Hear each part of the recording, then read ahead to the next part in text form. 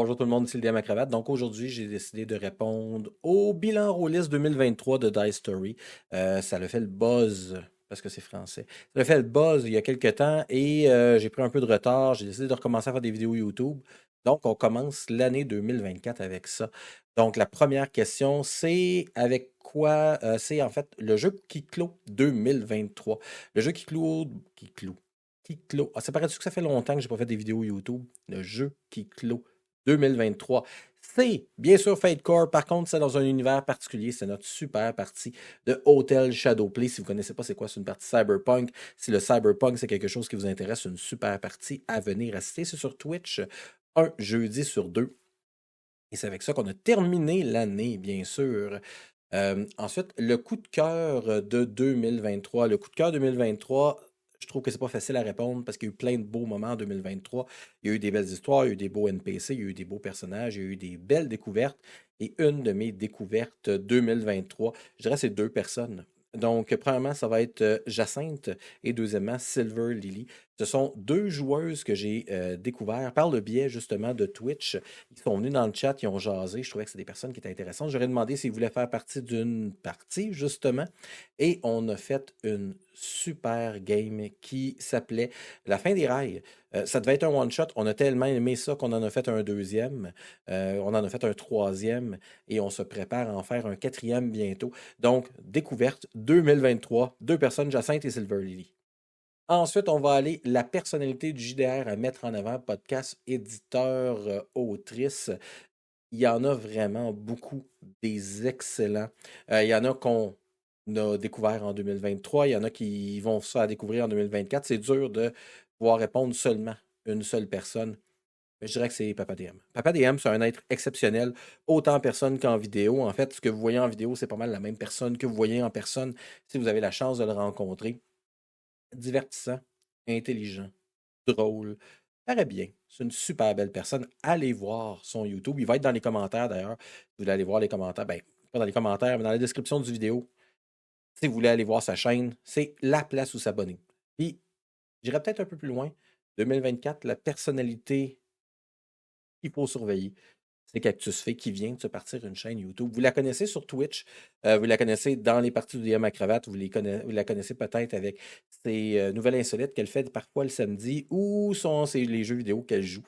Euh, Être exceptionnel, c'est vraiment la personne à surveiller en 2024, à mon avis. Ensuite, une facette de ma pratique qui a évolué en 2023, je dirais plus de games. Il y en a vraiment beaucoup, beaucoup des parties depuis 2023, puis je suis amplement satisfait. J'ai des semaines où j'en ai presque à tous les jours, j'ai des semaines où j'en ai un peu moins, mais je travaille sur les autres pendant ce temps-là. Quand je travaille, c'est que j'essaie d'accumuler des images, j'essaie de préparer mes chansons, mais ma musique. Donc, c'est ça qu'il y a eu en 2023. Tu sais, 2021, 2020, ça a été plus dur, on en faisait moins, on a commencé à le faire en ligne. Maintenant que le en ligne est populaire et que les gens aiment ça, 2023, c'est une explosion de games et de projets. Il y en a eu plein, plein, plein. Ensuite, un personnage joueur ou non joueur marquant cette année. Ah, c'est dur ça aussi. On va y aller avec peut-être un NPC que moi j'ai incarné. Après ça, je vais aller avec un NPC que quelqu'un d'autre a incarné. Puis, je vais y aller avec un personnage joueur aussi. Donc, avec le NPC que j'ai incarné, je pense que je peux dire que mon personnage préféré a été de loin Battings. Battings, il est drôle, il est le fun. Même des fois, je dis des trucs, puis j'y pense, je peux pas croire que j'ai dit ça devant les gens. Pour faire une mise en situation, c'est un moteur dans un monde post-apocalyptique qui commence à être vieillissant, il y a de la difficulté à comprendre le nouveau monde qui l'entoure, à prendre des bonnes décisions. Il est bien épaulé, mais on voit qu'il commence à sauter des coches puis qu'il commence à avoir de la difficulté. Donc, Batin, c'est mon personnage non-joueur préféré de 2023. Personnage non-joueur d'un autre maître de jeu, et là, ça va être très, très, très important. C'est dans la partie de Cactus Fée, justement. Cactoon, c'est des toons. En fait, c'est le système de toons où on joue des personnages de dessins animés à la Looney Tunes. Et je jouais le capitaine Ibarra, et lorsque je suis allé dans le royaume des capybaras, j'ai rencontré la capybaraine, et la capybaraine était succulente. C'était drôle. Elle ne comprenait pas ce qui se passait autour d'elle nécessairement. Elle ne comprenait pas que mon personnage ne comprenait pas ce qui se passait autour d'elle. C'était vraiment un beau moment. Je pense que je vais vous mettre une partie du clip pendant que je parle. Vous allez pouvoir voir Gab la faire et c'était génial. C'était un beau moment, à mon avis, de la partie de Cactoon rencontre avec le capybarène. Ensuite. Là, la reine, tu sais, vous l'entendez cligner des yeux, là, ça fait tic-tic. Tu sais, elle regarde le capitaine, elle regarde Gérard, elle regarde le capitaine, elle regarde Nati, elle regarde McQueen, elle regarde le capitaine. Ensuite, je vous ai parlé d'un personnage que je crois qu'il faut mettre. Ben, un personnage joueur que j'ai eu beaucoup de plaisir avec. Et ce serait dur de passer sous le silence le personnage de Mitch dans La Montagne Verte. Mitch joue Kevin. Kevin, c'est un petit garçon qui habite avec sa mère, qui est très, très, très absente parce qu'elle a deux jobs pour pouvoir payer la maison, payer la vie. Puis c'est un enfant particulier, Kevin. Un être doté d'une très, très grande intelligence. Il n'y a pas de filtre, par contre. Lorsqu'il parle, c'est franc. Il y a de la difficulté nécessairement à comprendre les sous-entendus.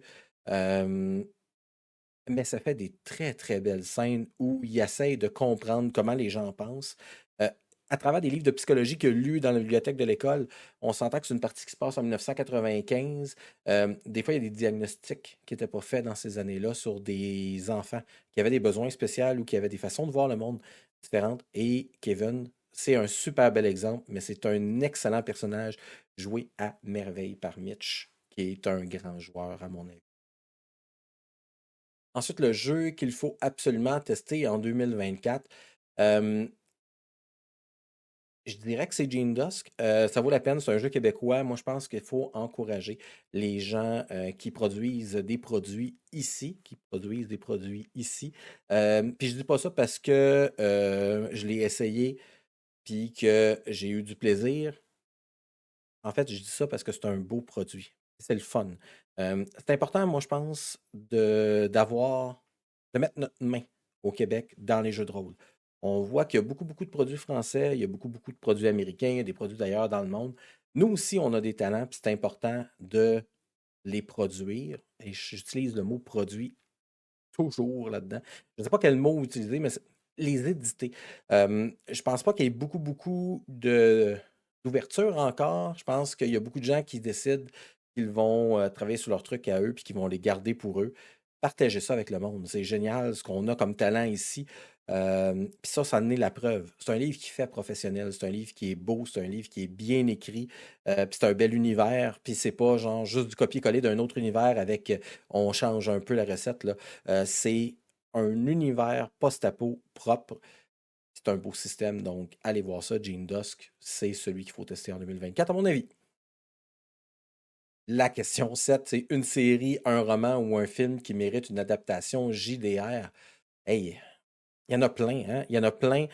Moi, je me suis dit, quand je jouerais à des jeux de rôle, que j'étais pas pour me restreindre à un univers à cause qu'il n'y a pas de système qui existe. En fait, je vais reformuler ça. Je me suis dit que même s'il n'y a pas de système, il y a moyen de jouer à ça. Puis c'est pour ça que j'utilise des systèmes génériques, des sandbox, que ce soit GURPS ou que ce soit Fate. Fait que je peux jouer à n'importe quoi. Mais il y a deux trucs qui m'intéressent beaucoup, beaucoup, beaucoup, puis que j'aimerais faire. Il y en a. Ben, en fait, les deux, je pense que j'en ai déjà parlé. J'aimerais ça jouer dans l'univers de Dogtown, la bande à Picsou. C'est un. Je pense que c'est un dessin animé fondateur de ma jeunesse, puis de beaucoup de jeunes qui ont grandi dans les années 80-90. C'était de l'aventure, c'était de l'humour, c'était grandiose. Même la nouvelle version qui est sortie est dans le même genre. Euh, Ils ont un peu plus défini certains personnages, mais sinon, là, c'est le même esprit. Puis je pense que ça ferait une belle partie. Puis je pense qu'en 2024, ben, je vais essayer de la faire, cette partie de la bande à Picsou version Fate. Donc, ça, c'est le premier. Le deuxième, j'en ai déjà parlé. J'ai essayé de partir un projet. Tout le monde était trop occupé. J'aimerais ça faire une comédie musicale. Puis là, dans la tête, là, j'ai des noms de personnes qui s'écrivent de plus en plus pour solidifier tout ça, des gens qui ont une capacité à chanter, à jouer de la musique. J'aimerais ça faire une comédie musicale. En fait, ce serait très simple, ce serait une aventure, comme vous êtes habitué de faire avec Fate, parce que Fate se porte bien à n'importe quoi. Et plutôt qu'invoquer les aspects, il faudrait chanter la chanson de notre aspect. J'ai ça dans la tête, j'aimerais ça le faire, ça va être compliqué à cause de la musique, mais il y a toujours la possibilité de faire notre propre version d'une chanson grâce au karaoké. Peut-être qu'il y aurait quelque chose à faire là-dessus, de le transmettre sur Twitch. Je pense que ce serait cool, je l'ai déjà dit, il faudrait juste que je prenne le temps de l'opérationnaliser, puis de le faire. Je pense que ce serait vraiment nice, une comédie musicale, jeu de rôle. Là, j'ai terminé les questions du bilan rôliste. Par contre, j'ai pas répondu aux questions que Cactus Fay a mentionnées. Elle a dit, elle, qu'elle, oui, voulait qu'on réponde aux questions. C'est une belle initiative, mais qu'elle voulait aussi qu'on parle de notre année 2024, nos résolutions. Ben, ma première, comme je l'ai dit, c'est de faire des vidéos YouTube. Ça fait longtemps que j'ai délaissé ça juste pour aller sur Twitch. Ça me manque. C'est un peu grâce à Cactus Fay aussi. Là, elle me donne le goût de le refaire, puis grâce à Papa DM qui me donne le goût de le refaire, puis grâce à Jasage de jeu de rôle qui me donne le goût de le refaire. Donc, je vais essayer d'en faire. Je vais essayer.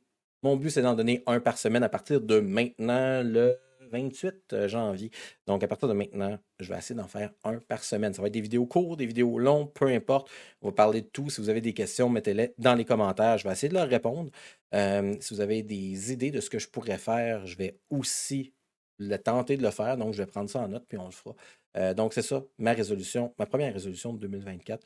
Ma deuxième résolution de 2024, c'est de continuer de rencontrer des nouvelles personnes. Ça a été vraiment cool. Depuis que je vais à Draconis, depuis que je fais jeu rôle, depuis que je suis dans ce monde-là, des vidéos YouTube, de Twitch, je rencontre des personnes extraordinaires, puis je veux continuer à faire ça. Je vous ai parlé de Jacinthe, je vous ai parlé de Silver Lily, Alexandre Théberge qui s'est rajouté à nos parties. Il y a Balthazar aussi, une nouvelle personnalité cool dans la communauté. Je veux rencontrer du nouveau monde, je veux jouer avec des nouvelles personnes, je veux masterer des nouvelles personnes, je veux être joueur dans des tables de gens que je ne connais pas, je veux apprendre à découvrir toutes les facettes du jeu de rôle. Parce que c'est comme ça qu'on sait ce qu'on n'aime pas, puis qu'on apprend aussi des autres, parce que j'apprends énormément en écoutant d'autres DM sur Twitch, des DM sur YouTube, puis à Draconis. Donc, c'est ça, moi, mes résolutions pour 2024. Et vous, c'est quoi votre résolution de 2024? C'est-tu de faire plus de pompes? C'est-tu de nettoyer votre appartement plus souvent? Mais ça m'intéresse, mais moins. Ce qui m'intéresse, c'est vos résolutions 2024 en jeu de rôle. J'aimerais peut-être qu'on entende un peu plus Compteur Kizanil. Ça fait longtemps qu'on ne l'a pas vu sur YouTube. J'aimerais peut-être que Ratburger fasse plus de vidéos. Donc, si c'est ça vos résolutions, parlez-en. Vous pouvez le mettre dans les commentaires. Vous pouvez me répondre en vidéo aussi si vous voulez.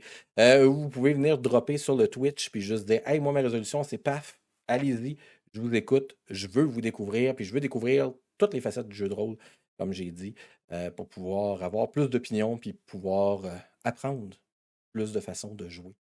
Donc, ceci, c'est la fin du vidéo. Il y en aura d'autres. D'ici là, restez sage. N'oubliez pas que je te DM comme les autres. C'est juste que moi, je porte une cravate. Et à la prochaine.